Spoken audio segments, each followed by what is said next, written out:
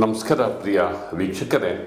ಹಳ್ಳಿಯ ಹೈದನೊಬ್ಬ ತನ್ನ ಬದುಕಿನ ಬಗ್ಗೆ ಒಂದು ದೊಡ್ಡ ಅಭೂತಪೂರ್ವ ದಾಖಲೆಯನ್ನು ಬರೆದ ಒಂದು ಯಶೋಗಾಥೆಯನ್ನು ನಿಮ್ಮ ಮುಂದೆ ಇರ್ತಿದೆ.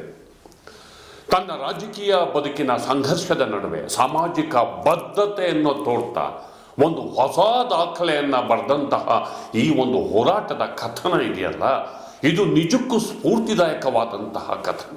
ಈ ಸ್ಫೂರ್ತಿದಾಯಕ ಯಶೋಗಾಥೆಯ ಕಥಾನಾಯಕ ಬೇರೆ ಯಾರೂ ಅಲ್ಲ, ಮುಖ್ಯಮಂತ್ರಿ ಸಿದ್ದರಾಮಯ್ಯ. ಸಿದ್ದರಾಮಯ್ಯನವರು ಒಂದು ಹೊಸ ರಾಜಕೀಯ ದಾಖಲೆಯನ್ನು ಅವರು ನಿರ್ಮಿಸ್ತಾ ಇದ್ದಾರೆ. ಅತಿ ಹೆಚ್ಚು ದಿನಗಳ ಕಾಲ ಮುಖ್ಯಮಂತ್ರಿಯಾಗಿ ಕರ್ನಾಟಕವನ್ನು ಆಳಿದಂತಹ ದೇವರಾಜ ಅರಸರ ದಾಖಲೆಯನ್ನು ಮುರಿದು ಇದೀಗ ಆ ಕೀರ್ತಿಯ ಕಿರೀಟವನ್ನು ತನ್ನ ಮುಡಿಗೆ ಇರಿಸ್ಕೊತಿದ್ದಾರೆ. ಅವರ ಬೆಂಬಲಿಗರ ಪಾಲಿಗೆ, ಅವರ ವೈಯಕ್ತಿಕ ಬದುಕಿನ ಪಾಲಿಗೆ ಇದು ಅತ್ಯಂತ ಅಭೂತಪೂರ್ವ ಸಂಭ್ರಮದ ಕ್ಷಣ. ಈ ಸಂಭ್ರಮದ ಹೊತ್ತಲ್ಲಿ ಇಂಥ ಎತ್ತರದ ನಾಯಕನನ್ನು ಕೊಟ್ಟಂತಹ ಸಿದ್ದರಾಮಯ್ಯನವರ ಹುಟ್ಟೂರು ಸಿದ್ದರಾಮನ ಹುಂಡಿಗೆ ನಾವು ಹೋದಂಥ ಸಂದರ್ಭದಲ್ಲಿ ಅಲ್ಲಿ ಸಂಭ್ರಮ ಮತ್ತು ಅಭಿಮಾನ ಹೊರತುಪಡಿಸಿ ಬೇರೆ ಏನೇನೂ ಅಲ್ಲ. ಅಲ್ಲಿಯ ಜನ ಸಿದ್ದರಾಮಯ್ಯನವರ ಬಗ್ಗೆ ಅಭಿಮಾನದಿಂದ, ಪ್ರೀತಿಯಿಂದ ಅವರು ನೆನಪಿಸ್ಕೋತಾರೆ, ಪ್ರೀತಿಯಿಂದ ಮಾತಾಡ್ತಾರೆ. ಅವರು ಓಡಾಡಿದ ಕ್ಷಣ, ಅವರ ಬಾಲ್ಯ, ಅವರ ನೀತಿ ನಡವಳಿಕೆ ಎಲ್ಲವನ್ನೂ ಕೂಡ ಕೊಂಡಾಡ್ತಾರೆ. ಈ ಎಲ್ಲ ದೃಶ್ಯಗಳ ಬಗ್ಗೆ ಇಂದಿನ ಮಾತು ಮಂಥನ ಸ್ನೇಹಿತರೆ.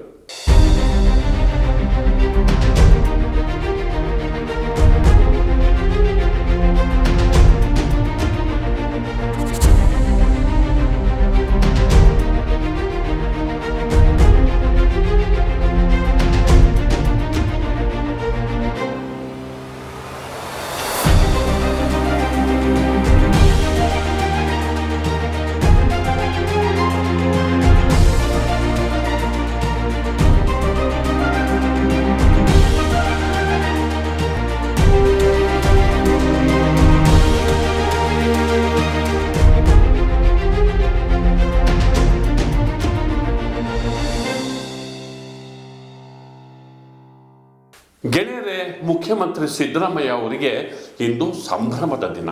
ವ್ಯಕ್ತಿಗತವಾಗಿ ಮತ್ತು ಕರ್ನಾಟಕ ರಾಜ್ಯ ರಾಜಕಾರಣದಿಂದಲೂ ಕೂಡ ಒಂದು ರೀತಿ ಸಡಗರದ ದಿನ.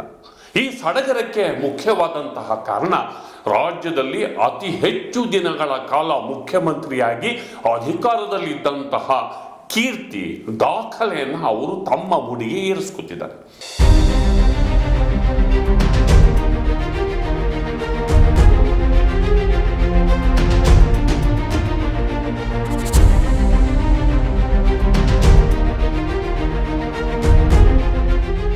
ಇದಕ್ಕಿಂತಲೂ ಮೊದಲು ಹಿಂದುಳಿದ ವರ್ಗಗಳ ಹರಿಕಾರ ಎಂದೇ ಬಿಂಬಿಸಲ್ಪಟ್ಟಂತಹ ಮೈಸೂರು ಜಿಲ್ಲೆಯವರೇ ಆದಂತಹ ದೇವರಾಜ ಅರಸೂರವರು ಅಂತಹ ಒಂದು ಎತ್ತರದ ಕೀರ್ತಿಗೆ ಭಾಜನರಾಗಿದ್ದರು.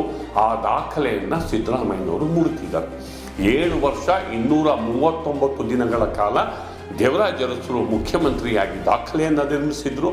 ಇದೀಗ 7 ವರ್ಷ 240 ದಿನಗಳ ಕಾಲ ಅವರು ಮುಖ್ಯಮಂತ್ರಿ ಹುದ್ದೆಯನ್ನು ಪೂರ್ತಿಗೊಳಿಸುವುದರ ಮೂಲಕ ಈ ದಾಖಲೆಯನ್ನು ಸಿದ್ದರಾಮಯ್ಯನವರು ಮುರಿತಾ ಇದ್ದಾರೆ. ಒಂದು ರೀತಿಯಲ್ಲಿ ರಾಜ್ಯದಲ್ಲಿ ಹೆಚ್ಚು ದಿನಗಳ ಕಾಲ ಮುಖ್ಯಮಂತ್ರಿಯಾಗಿ ಅಧಿಕಾರವನ್ನು ವಹಿಸಿಕೊಂಡಂತಹ ಒಂದು ದೊಡ್ಡ ಕೀರ್ತಿಗೆ ಸಿದ್ದರಾಮಯ್ಯನವರು ಆ ಒಂದು ದಾಖಲೆಯ ಪಟ್ಟಿಗೆ ಅವರು ಸೇರ್ಕೊತಿದ್ದಾರೆ. ಇಂಥ ಸಂಭ್ರಮದ ಕ್ಷಣದಲ್ಲಿ ನಾವು ಅವರ ಊರಲ್ಲಿ ಇಂತಹ ಎತ್ತರದ ನಾಯಕನನ್ನು ಕೊಟ್ಟಂತಹ ಸಿದ್ದರಾಮನ ಹುಂಡಿಯಲ್ಲಿ ಅಲ್ಲಿಯ ಜನ ಏನಂತಾರೆ, ಅವರು ಬೆಳೆದು ಬಂದ ರೀತಿ ಏನಿದೆ, ಅವರ ಬಗ್ಗೆ ಅವರು ಈ ಎಷ್ಟೊಂದು ಎತ್ತರದ ಒಂದು ರೀತಿಯಲ್ಲಿ ದಾಖಲೆಯ ಶಿಖರವನ್ನು ಏರಿದಂತಹ ಸಂದರ್ಭದಲ್ಲಿ ಆ ಜನರ ಅಭಿಪ್ರಾಯವೇನು ಅನ್ನುವ ತಿಳಿಯುವ ಉತ್ಸಾಹದಿಂದ ನಾವು ಅಲ್ಲಿಗೆ ಹೋದಾಗ ಅಲ್ಲಿ ಸಂಭ್ರಮ ಹೊರತುಪಡಿಸಿ ಬೇರೆ ಏನೂ ಇಲ್ಲ. ಅಲ್ಲಿ ಸಿದ್ದರಾಮಯ್ಯನವರಂದರೆ ಹೆಮ್ಮೆ, ಸಿದ್ದರಾಮಯ್ಯನವರಂದರೆ ಹಿರಿಮೆ, ಸಿದ್ದರಾಮಯ್ಯನವರಂದರೆ ಸ್ವಾಭಿಮಾನದ ಸಂಕೇತ. ಸಿದ್ದರಾಮಯ್ಯವರಂತಂದರೆ ಈ ಹಳ್ಳಿಯನ್ನು ಪ್ರೀತಿಸಿದ ವ್ಯಕ್ತಿಯೊಬ್ಬ ಎತ್ತರಕ್ಕೆ ಬೆಳೆದಂತಹ ಯಶೋಗಾಥೆಯ ನೆನಪು ಅಲ್ಲೆಲ್ಲ ತುಂಬಿಕೊಂಡಿದೆ. ಹೀಗೆ ಸಿದ್ದರಾಮನ ಹುಂಡಿಯ ಕಡೆ ನಾವು ಹೋಗ್ತಾ ಹೋದಂತೆಲ್ಲ ಒಂದು ಟಾರ್ ರಸ್ತೆ ಆ ಹಳ್ಳಿ ಹೇಗಿರಬಹುದು ಎನ್ನುವ ಒಂದು ಚಿತ್ರಣವನ್ನು ಕೊಡ್ತಾ ನಮ್ಮನ್ನು ಕೊಂಡೊಯ್ಯುತ್ತೆ. ಕೆರೆ ಕೆರೆಯ ಏರಿ, ಹಸಿರು ಹೊಲಗಳು, ಹಾಗೆಯೇ ಊರ ಒಳಗೆ ಹಾದು ಹೋಗುವ ಟಾರು ರಸ್ತೆ, ಊರಲ್ಲಿ ಸಿಮೆಂಟಿನ ರಸ್ತೆಗಳು, ಹೀಗೆ ಸಿದ್ದರಾಮಯ್ಯ ಹುಂಡಿಯ ಚಿತ್ರ ಇತ್ತೀಚಿನ ದಿನಗಳಲ್ಲಿ ಸ್ವಲ್ಪ ಬದಲಾಗಿದೆ. ಇದು ಆ ಹಳ್ಳಿಯ, ಸಿದ್ದರಾಮಯ್ಯನವರು ಹುಟ್ಟಿದಂಥ ಹಳ್ಳಿಯ ಒಂದು ಚಿತ್ರ.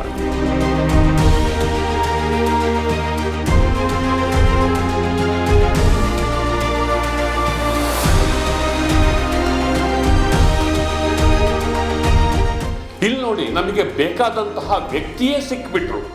ನಾವು ಹಳ್ಳಿಗೆ ಹೋಗುತ್ತಿದ್ದಂತೆ ನಮಗೆ ಯಾರು ಬೇಕಾಗಿದ್ರೋ ಆ ವ್ಯಕ್ತಿಯೇ ಸಿಕ್ಬಿಟ್ರು. ನೋಡಿ, ಇಲ್ಲೂ ಸಾಧಾರಣ ಪಂಚೆ ಮತ್ತು ಶರ್ಟನ್ನು ಕೊಟ್ಕೊಂಡಿದ್ದಾರೆ. ಯಾವುದೋ ಒಂದು ಸಿದ್ದರಾಮೇಶ್ವರ ದೇಗುಲದ ಧ್ವಜಸ್ತಂಭಕ್ಕೆ ಹೊಂದಿಸ್ತಿದ್ದಾರೆ. ದೇವಸ್ಥಾನಕ್ಕೆ ಹೋಗಿ ಅವರು ಕೈ ಮುಗಿತಿದ್ದಾರೆ. ಅದಾದ ನಂತರ ಒಂದು ಸಾಧಾರಣ ಮನೆಯ ಮುಂದೆ ಕೂತಿದ್ದಾರೆ. ಇವರು ಯಾರೂ ಅಲ್ಲ, ಸಿದ್ದರಾಮಯ್ಯನವರ ತಮ್ಮ ಸಿದ್ದೇಗೌಡ.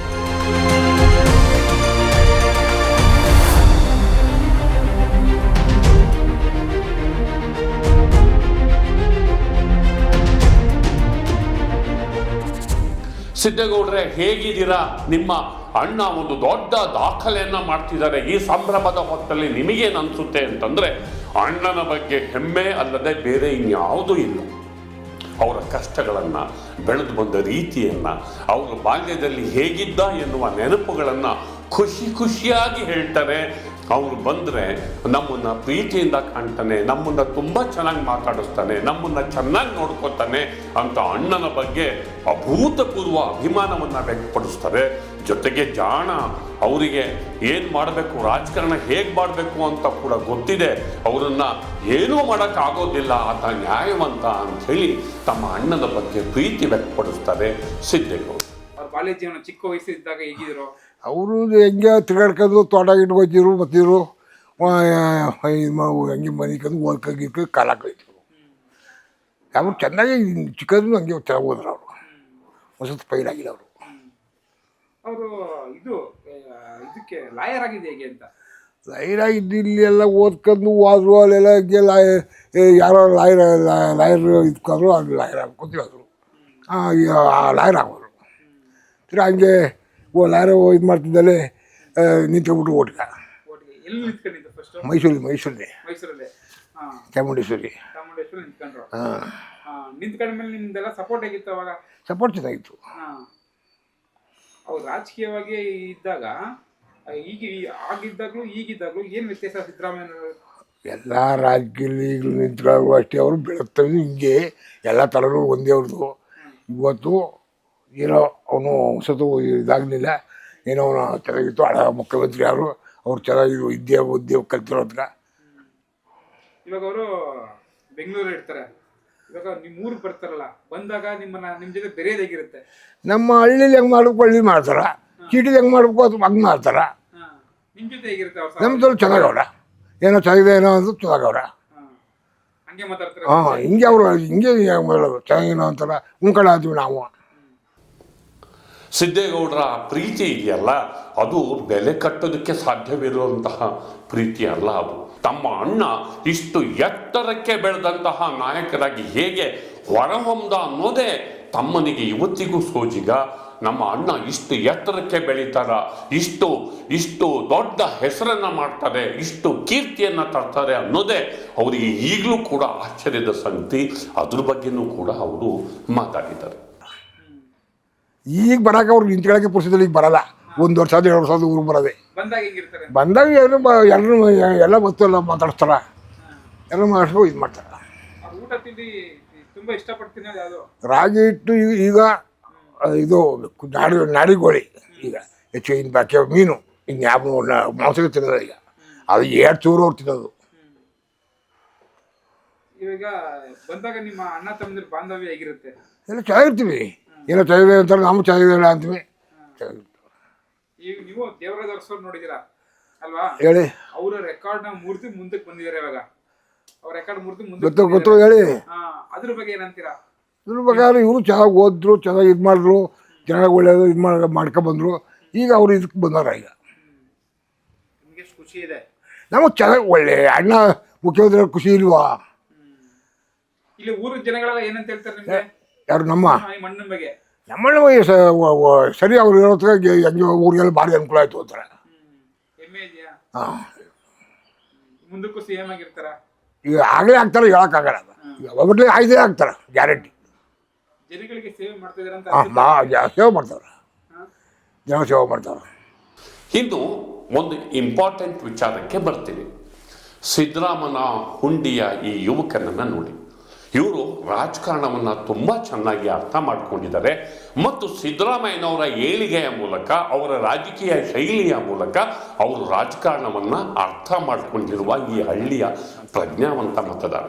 ಸಿದ್ದರಾಮಯ್ಯನವರ ರಾಜಕೀಯ ಶೈಲಿಯ ಬಗ್ಗೆ, ಅವರ ನಡವಳಿಕೆಗಳ ಬಗ್ಗೆ, ಅವರ ಒರಿಜಿನಾಲಿಟಿ ಬಗ್ಗೆ, ಅಂದರೆ ಹೇಗೆ ಸ್ವಲ್ಪವೂ ಆಧುನಿಕತೆಯ ಪ್ರಭಾವಕ್ಕೆ ಒಳಗಾಗದಂತೆ ಹಳ್ಳಿಯ ಸೊಗಡನ್ನ ರೂಪಿಸ್ಕೊಂಡ ನಾಯಕ ಮತ್ತು ಈ ಹಳ್ಳಿಯ ಸೊಗಡನ್ನ ಅವರು ಇಷ್ಟು ವಯಸ್ಸಾದರೂ ಉಳಿಸ್ಕೊಂಡ ಕಾರಣಕ್ಕಾಗಿಯೇ ಅವರೊಬ್ಬ ಎತ್ತರದ ನಾಯಕನಾಗಿ ಬೆಳೀಲಿಕ್ಕೆ ಮತ್ತು ಈ ದಾಖಲೆಯನ್ನ ಮುರಿಲಿಕ್ಕೆ ಸಾಧ್ಯ ಆಯಿತು ಅಂತ ತುಂಬಾ ಅಭಿಮಾನದಿಂದ ಅವರು ಅದನ್ನು ಹೇಳ್ತಾರೆ. ಉದಾಹರಣೆಗೆ ನೋಡಿ, ಇಷ್ಟು ಎತ್ತರದ ನಾಯಕರಾದರೂ ಕೂಡ ಆ ಬಟ್ಟೆ ಬರೆ, ಅವರ ಮಾತಿನ ಶೈಲಿ, ಆ ಹಳ್ಳಿಯ ಸೊಗಡು ಅವರಲ್ಲಿ ಹೋಗೇ ಇಲ್ಲ ಅಂತ ಹೇಳಿ ಅವರು ಖುಷಿಯಾಗಿ ಹೇಳ್ತಾರೆ.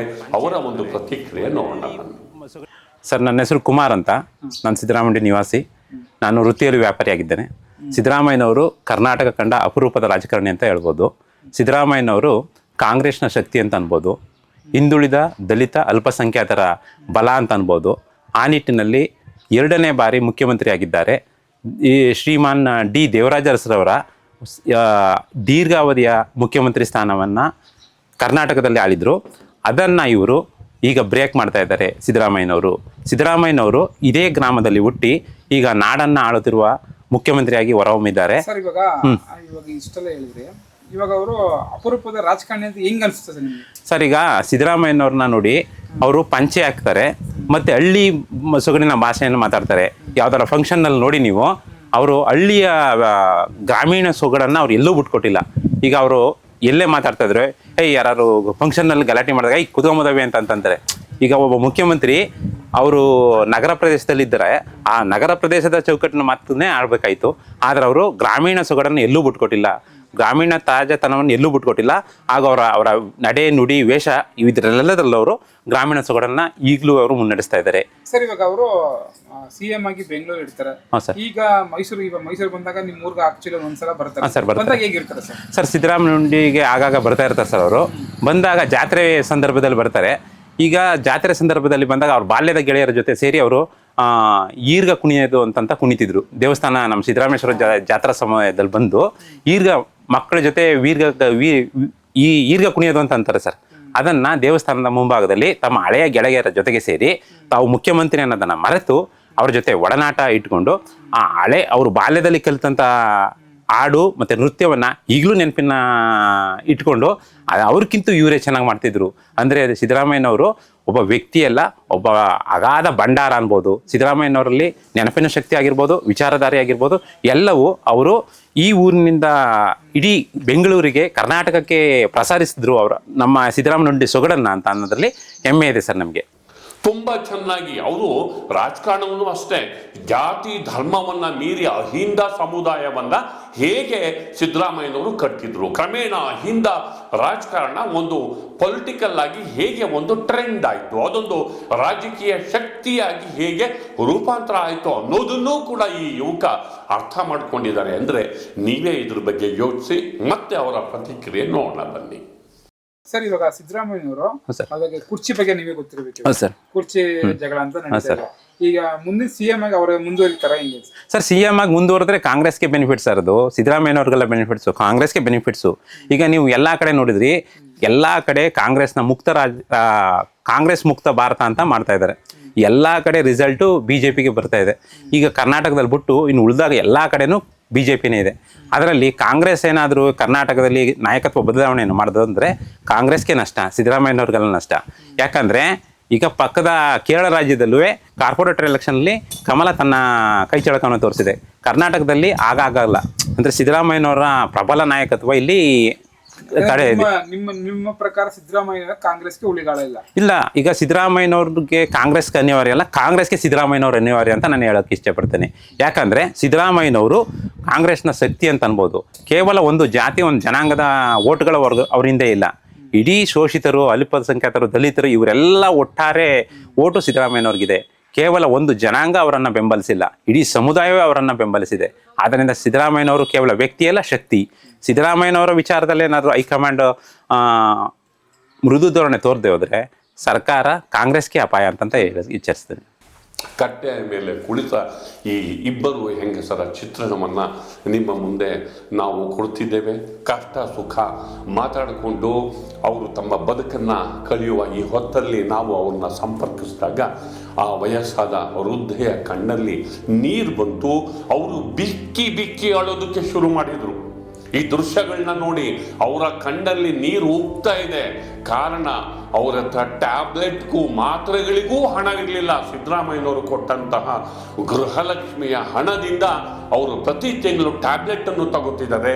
ನನ್ನ ಆರೋಗ್ಯ ನೋಡ್ಕೊಳ್ಳೋಕೆ ಸಾಕಾಗಿದೆ, ಇದರಿಂದಾಗಿ ನನಗೆ ಎಷ್ಟೋ ನನ್ನ ದೊಡ್ಡ ಸಂಕಷ್ಟ ಪರಿಹಾರ ಆಗಿದೆ. ಸಿದ್ದರಾಮಯ್ಯನವರಂಥ ನಾಯಕರಿಲ್ಲ, ಅವರಿಗೆ ದೇವರು ಚೆನ್ನಾಗಿಟ್ಟಿರಲಿ. ಇಂತಹ ಎಷ್ಟೊಂದು ಹೆಣ್ಮಕ್ಳು ಅವರಿಗಾಗಿ ಹರಿಸ್ತಾ ಇದ್ದಾರೋ ಅನ್ನೋ ಮಾತನ್ನು ಅವ್ರು ಹೇಳ್ತಾರೆ.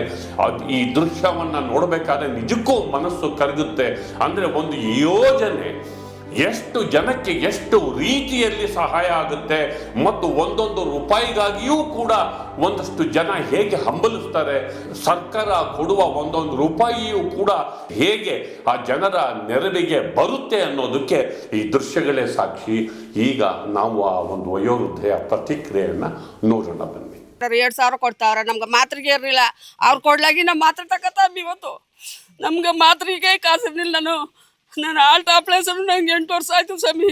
ಆಲ್ಟ್ ಆಪ್ರೇಷನ್ ಆಗಿ ನಾನು ಸ್ವಾಮಿ ಅವ್ರು ಕೊಡ್ಲಿ, ನಾನು ಮಾತ್ರೆ ತಗೋತಾವ್ನಿ. ನಂಗೆ ಯಾರು ಕೊಡೋಕೆ ಯಾರು ಇರಲಿಲ್ಲ. ನಂಗೆ ಒಬ್ಬನೇ ಮಗ.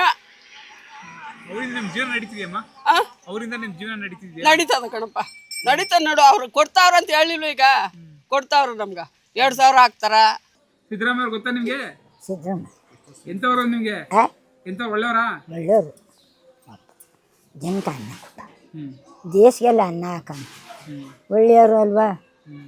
ಇದು ಅವರ ಕಣ್ಣೀರ ಪ್ರತಿಕ್ರಿಯೆಯನ್ನು ನಾವು ನೋಡಿದ್ವಿ. ಎಂಥವರಿಗೂ ಕೂಡ ಮನಸ್ಸು ಕರಗುತ್ತೆ ಅವರ ಕಷ್ಟಗಳನ್ನ ನೋಡಿಕೊಂಡ್ರೆ. ಆದರೆ ಸರ್ಕಾರದ ಈ ಯೋಜನೆ, ಸಿದ್ದರಾಮಯ್ಯನವರ ವ್ಯಕ್ತಿಗತವಾಗಿ ಮಹತ್ವಾಕಾಂಕ್ಷೆ ಈ ಯೋಜನೆ ಇಂತಹ ಲಕ್ಷಾಂತರ ಹೆಣ್ಮಕ್ಳಿಗೆ ನೆರವಿಗೆ ಬಂದಿದೆ ಅನ್ನೋದರಲ್ಲಿ ಎರಡು ಮಾತಿಲ್ಲ. ಆದರೆ ಹಾಗಾದರೆ ಇವರೆಲ್ಲ ಇನ್ನೋಸೆಂಟಾ? ಅಲ್ಲ. ಇಲ್ಲಿ ನೋಡಿ, ಈ ಮಹಿಳೆ ಕಟ್ಟೆ ಮೇಲೆ ಕುತ್ಕೊಂಡಿರುವಂತಹ ಈ ಮಹಿಳೆ ಅಲ್ಲಿ ಸ್ವಲ್ಪ ಘಾಟಿ ಮುದುಕಿ. ಅಂದರೆ ಸಿದ್ದರಾಮಯ್ಯನವರ ಕಟ್ಟ ಅಭಿಮಾನಿ. ಅವರು ಹೇಳ್ತಾರೆ, ಅವರು ಗ್ಯಾರಂಟಿ ಯೋಜನೆಗಳ ಟೀಕಾಕಾರರ ಬಗ್ಗೆ ತಿರುಗೇಟ್ ಕೊಡ್ತಾರೆ. ರಾಜಕೀಯ ಪ್ರಜ್ಞೆ ಇದೆ ಇವರಿಗೆ. ಆ ಹಳ್ಳಿಯಲ್ಲಿ ಬೆಳೆದ್ರು, ರಾಜಕೀಯ ಪ್ರಜ್ಞೆ ಇದೆ. ಸಿದ್ದರಾಮಯ್ಯನವರಿಗೆ ಇವರು ಪರಿಚಯ ಬಂದಾಗಿ ಚೆನ್ನಾಗಿ ಮಾತಾಡ್ತಾರೆ, ಹೆಸರು ಹೇಳ್ಬಿಟ್ಟು ಕರೀತಾರೆ, ನಮ್ಮ ಕಷ್ಟ ಸುಖ ವಿಚಾರಿಸ್ಕೊತಾರೆ. ಇಂಥ ನಾಯಕರನ್ನ ಪಡೆದ ನಮ್ಮ ಹಳ್ಳಿ ಧನ್ಯತೆಯಿಂದ ತುಂಬಿದೆ ಅನ್ನೋ ಮಾತನ್ನು ಅವ್ರು ಹೇಳ್ತಾರೆ. ಮತ್ತು ಪ್ರತಿಪಕ್ಷಗಳಿಗೆ ಪ್ರಶ್ನೆ ಹಾಕ್ತಾರೆ, ಖಡಕ್ ಅನ್ನಿಸುವಂಥವ್ರು. ಬದಲು ಯಡಿಯೂರಪ್ಪ ಬಂದರು, ಇನ್ಯಾರೋ ಬಂದರು, ಬೊಮ್ಮಾಯಿ ಅವರು ಬಂದರು, ಈ ಯೋಜನೆಗಳನ್ನು ಯಾಕೆ ತರಲಿಲ್ಲ, ನಮ್ಮ ಸಿದ್ದರಾಮಯ್ಯ ಯಾಕೆ ತಂದರು ಅಂತ ಹೇಳ್ಬಿಟ್ಟು ಅವರು ಸಂಭ್ರಮವನ್ನು ಪಡ್ತಾರೆ. ಸಿದ್ದರಾಮಯ್ಯನವ್ರನ್ನ ಡಿಫೆಂಡ್ ಮಾಡ್ತಾರೆ. ಉಳಿದ ಅವಧಿಗೂ ಅವರೇ CM ಅಂತ ಹೇಳುವ ಮಟ್ಟಿಗೆ ಈ ಹೆಣ್ಮಗಳು ಘಾಟಿ ಇದ್ದಾರೆ. ಅಂದರೆ ಇಲ್ಲಿ ರಾಜಕೀಯ ಪ್ರಜ್ಞೆ ಕೂಡ ಇದೆ ಅನ್ನೋದು ನಮಗೆ ಗೊತ್ತಾಗುತ್ತೆ. ಈಗ ಅವರ ಇಂಟ್ರೆಸ್ಟಿಂಗ್ ಆದಂತಹ ಒಂದು ಪ್ರತಿಕ್ರಿಯೆಯನ್ನು ನಾವು ನೋಡ್ಕೊಂಡು ಬರೋಣ. ಯಾವ ದೇಶದಲ್ಲಿ ತಡ ಈ ಎಂತೀವನ ಕುಮಾರಸ್ವಾಮಿ ಗೆದ್ದಿದ್ದ, ಆಮೇಲೆ ಕೊಟ್ಟಿದ್ದ. ಯಡಿಯೂರಪ್ಪ ಗೆದ್ದಿದ್ದ, ಆಮೇಲೆ ಕೊಟ್ಟಿದ್ದ. ಹುಬ್ಳಿ ಅಮ್ಮ ಸೀಲ್ಬುಂಡಿ ಅಮ್ಮ ಗೆದ್ದಿದ್ದ. ಬೊಮ್ಮೆ ಆಮೇಲೆ ಕೊಟ್ಟಿದ್ದ. ನಮ್ಮ ಸಿದ್ದರಾಮಯ್ಯ ಗೆಲುವತ್ಕ ಊರು ನೋಡ್ಸೋಣ, ಎದ್ದು ಓಡ್ಸೋಣ, ತಿರ್ಗಾಡೋಕೆ ದುಡ್ಡು ಕೊಟ್ಟನ, ಬಸ್ ಬಿಟ್ಟನ, ಅನ್ನ ಕೊಟ್ಟನ, ಫ್ರೀ ಕರೆಂಟ್ ಕೊಟ್ಟನ. ಇನ್ನೊಬ್ಬ ಗಂಡಸು ಹುಟ್ಟು ಬಂದ್ರೆ ಆ ಥರ ಕೊಡೋಕ್ಕಾದ? ನಾನು ನೋಡ್ತೀನಿ ಇರೋ ಗಂಟೆ ಯಾರು ಗೆದ್ದರು ಅಂತ. ಅವ್ರಿಗೆ ತುಂಡು ಅಲ್ಲಲ್ಲ ಬೈಬೇಕಾಯ್ತಲ್ಲ ಓಡಾಡ್ತೀನಿ ಅವ್ರಿಗೆ. ನಮ್ಮ ಸಿದ್ದರಾಮಯ್ಯ ಕೊಡ್ರು ರೂಢ ನಿಮ್ಮ ಅಂತ ಕೇಳ್ತೀನಿ. ನಮ್ಮ ಸಿದ್ದರಾಮಯ್ಯ ಯಾಕೆ ಕೊಡ್ತಿದ್ದೆ ಮುಂಚೆ? ಕೊಡ್ರು ರೂಢ ಅಂತೀನಿ, 2 ಸಾವಿರ ತುಂಬಲಿ ಅಂತ ಕೇಳ್ತೀನಿ. ನಾನು ಹಾಗೆ ಕೇಳ್ತೀನಿ, ನಾನು ಹಾಗೆ ಅಪ್ಪನ ಕೊಡ್ತು ಮಗ, ನಾನು ಹಾಗೆ ಕೇಳ್ತೀನಿ. ನಮ್ಮ ಸಿದ್ದರಾಮಯ್ಯ ಕೊಡ್ತೀನಿ, ಕೊಡ್ರು ರೂಢ ನಿಮ್ಮ ಅಂತ ಕೇಳ್ತೀನಿ ಅವ್ರು ಗೆದ್ದಾಗ. ಈಗ ಸಿದ್ದರಾಮಯ್ಯ ಕೊಡಿದಾರೆ ಹಂಗೆ ಆಡ್ತಾರೆ. ಇಳಿದ್ಬಿಟ್ಟು ಎಳಿಯೋದಿಲ್ಲ ಸುಮ್ಗ ಹೈಕಮಾಂಡವ್ರು ಹೇಳಿ ಅವ್ರು ಇಳಿಸ್ಬೇಕು. ಈ ಅಲ್ಲಿ ಇಲ್ಲಿ ನಿಂತಿರೋ ಈ ಪುಟ್ಕೋಸಿಗೆ ನಿಂತವಲ್ಲ ಆ ಒಟ್ಟ ಕಿಚ್ಕ ಎಳಿಬೇಕು ಅಂತಾರೆ. ಸಿದ್ದರಾಮಯ್ಯ ಏನದು ಈಗ 4-5 ದಿನದಲ್ಲಿ ನಿಮ್ಗೆ ಹೇಳಿದ್ನೇನೋ ಇಳಿಸ್ತೀನಿ ಅಂತ ನಾನು ಹೇಳಿದ್ನಲ್ಲ ನೀನು ಇನ್ನೊಂದು ಹೇಳಿದ್ದೆ ನಾನು ಅಂತ ನಿಲ್ವಾ ನಾ ಟಿ ವಿ ಸಾಧ್ಯ ನೋಡೋದಿಲ್ವಾ.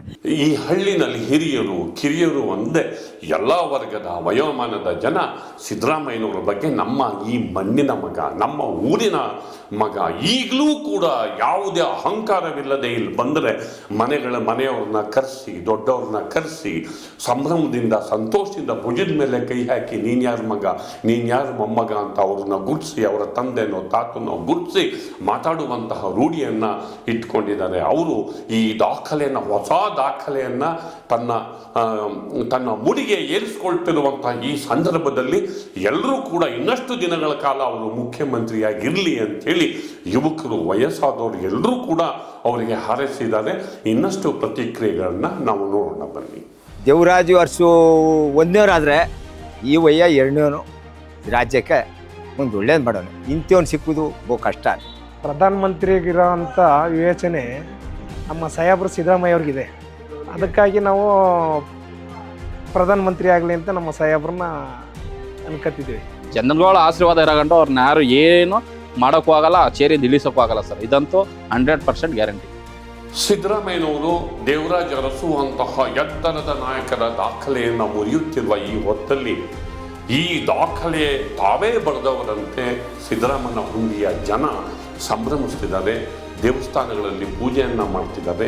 ಇನ್ನಷ್ಟು ದಾಖಲೆಗಳನ್ನು ಅವರು ಮುರಿಯಲಿ, ಇನ್ನಷ್ಟು ಎತ್ತರಕ್ಕೆ ಏರಲಿ ಅಂತ ಪ್ರಾರ್ಥಿಸಿದ್ದಾರೆ.